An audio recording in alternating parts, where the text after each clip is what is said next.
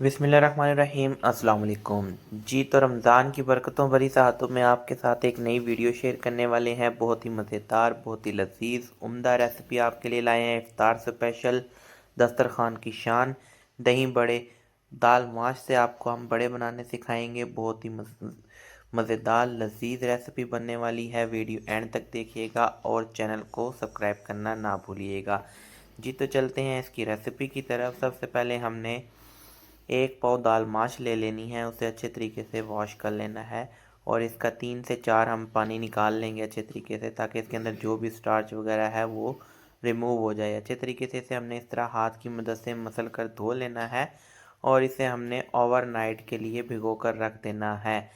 इसके भिगोने का मकसद ये है कि अच्छे तरीके से जो है पानी के अंदर अपना जो कच्चापन है, जो सख्त है, वो नरम हो जाएगी। ये इसमें आपने 8 से 9 घंटे से ऐसे करके रात में भिगो देना है।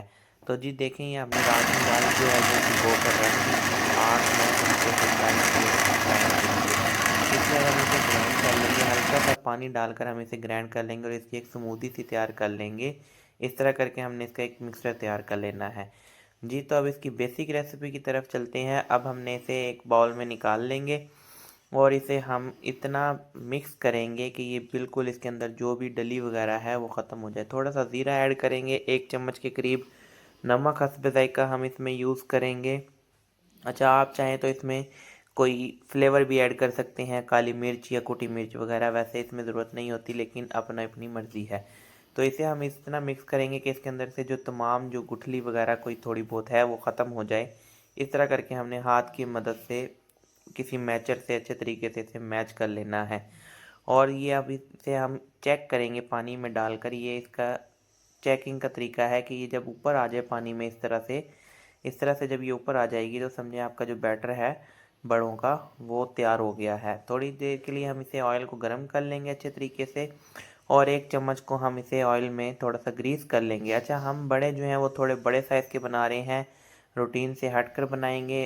अमूमन ये छोटे साइज़ में अपने हिसाब से, इसमें कोई लॉजिक नहीं होती, कोई मर्ज़ी है आपकी, जैसे आप चाहें बना लें। हम थोड़ा बड़ा साइज़ रख रहे हैं तो आप छोटा साइज़ भी इसमें रख सकते हैं। ऑयल को आपने हल्का सा यानी गरम कर लेना है, थोड़ा सा लो फ्लेम पर हम इसे गरम करेंगे ताकि इसमें जो है बड़े छोड़ते वक्त एकदम से ये कलर ऊपर से ना आ जाए और अंदर से फिर ये कच्चे ना रहें। लो फ्लेम पर हम इसकी तलाई करेंगे।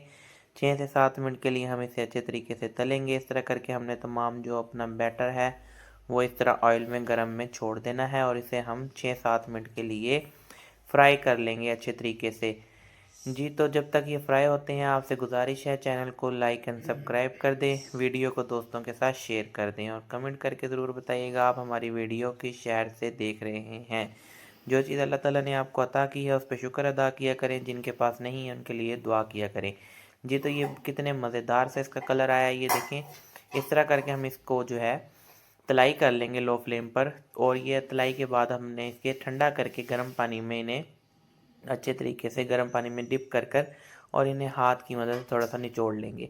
ऐसे करके हमने ये बड़े जो हमारे हमने बनाए थे इसे हम रख देंगे और दही इसमें हम यूज़ करेंगे, बिल्कुल सादा दही यूज़ करेंगे, घर की लगी हुई दही है।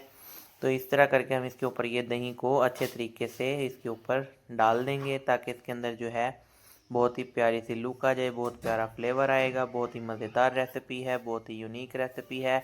इफ्तार दस्तरखान की शान दही बड़े।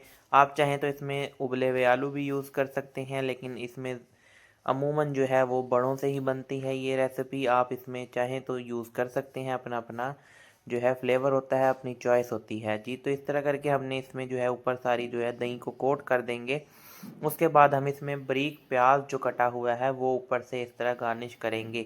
इसमें नीचे प्याज नहीं डालना, ऊपर से हमने हर चीज़ इसकी जो है वो ऐड करेंगे। ये इस तरह करके हरी मिर्च की जो बारीक चॉप करी थी हमने वो हम इस तरह करके इसके ऊपर रख देंगे। उसके बाद हम इसमें जो है बेसिक से मसाले यूज़ करेंगे, इसमें ज़्यादा स्पाइसेस नहीं जाती। हल्की सी कुटी मिर्च इसके ऊपर जो है बस हमने छिड़कनी है, यानी कि थोड़ी सी धूड़ देंगे। अच्छी सी लुक आती है, अच्छा फ्लेवर आता है इसका। बहुत मज़ेदार और यूनिक रेसिपी आपके साथ शेयर कर रहे हैं। इस तरह करके आपने जो है हरी मिर्च डाल देनी है। उसके बाद चाट मसाले की बारी आनी है। चाट मसाला भी आप अपने फ्लेवर के मुताबिक यूज़ कर सकते हैं, ज़्यादा या कम, ठीक है जी। तो इस तरह करके हमने ये जो है मिर्चें और चाट मसाला इसमें ऐड कर दिया है। थोड़ा सा फ्लेवर के लिए हम इसमें, जो लोग स्पाइसी पसंद करते हैं, इसमें हम ग्रीन चटनी ऊपर से यूज़ करेंगे। ऐसे करके हमने ग्रीन चटनी इसके ऊपर जो है थोड़ी सी गार्निश इसके ऊपर डाल देंगे।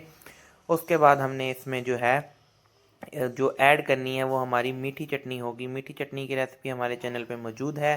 बहुत ही मज़ेदार यूनिक रेसिपी है, बहुत ही अच्छी रेसिपी आपके साथ शेयर की हुई है मीठी चटनी की। इमली की चटनी की रेसिपी आपके साथ बड़ी इजी रेसिपी है, आप चैनल पे जाके ज़रूर देखिएगा जी। तो ये देखें, इस तरह करके हमने अपनी जो मीठी चटनी है, इमली की मीठी चटनी, वो हम इस पर इस तरह करके ऊपर गार्निशिंग कर देंगे। तो जी आपके जो बल्ले हैं वो तैयार हो गए हैं। अब आप चाहें इसे जिस तरह मर्ज़ी यूज़ करें, मेहमानों के सामने रखें। इफ्तार स्पेशल दही बड़े आपके जो हैं वो रेडी हैं।